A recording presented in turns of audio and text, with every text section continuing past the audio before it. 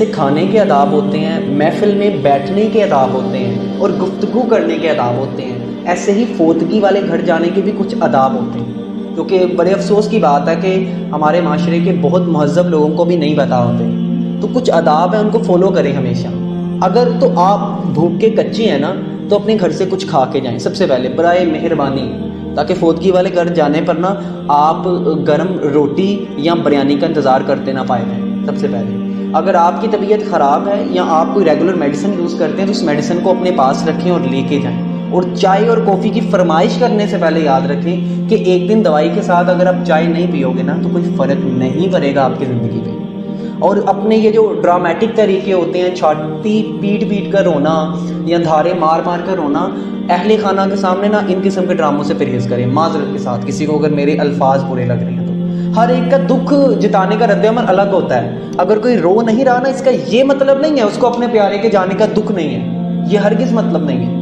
اور یہ جو الفاظ ہوتے ہیں دنیا اجڑ گئی، ٹھیک ہے، ان قسم کے الفاظوں سے پرہیز کریں۔ آپ حوصلہ دینے گئے ہیں، یہ ثابت کرنے نہیں کہ آپ ختم ہو چکے ہو، آپ سروائیو کیوں کر رہے ہو۔ اور سب سے بڑھ کر جن کا کوئی عزیز فوت ہو گیا نا، ان کو تھوڑی سپیس بھی مہیا کریں، ان کے سر پر نہ چڑھ کے بیٹھے رہیں، تھوڑی سی سپیس بھی مہیا کریں ان کو۔ اگر رش کی وجہ سے یا کسی ایمرجنسی کی وجہ سے آپ مرنے والے کا چہرہ نہیں دیکھ پائے یا آپ کو کوئی سوغات نہیں ملی، وہاں پہ کوئی بیٹھنے کے لیے اچھی جگہ نہیں ملی، تو کائنڈلی واویلا نہ کریں، یہ ادب و آداب کے خلاف ہے، واویلا نہ کریں۔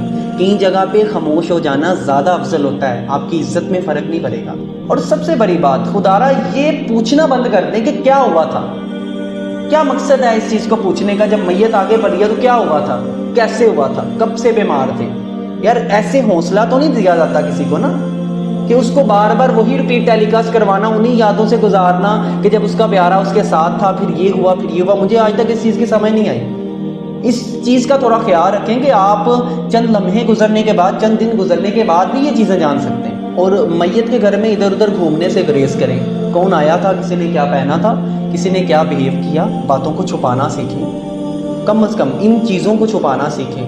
اور اپنی یہ جو نیچر ہے اس کو اس حالت میں تو کنٹرول کر لیں، کیونکہ ایک دن یہ سارا سما آپ کے بھی گھر بنے گا۔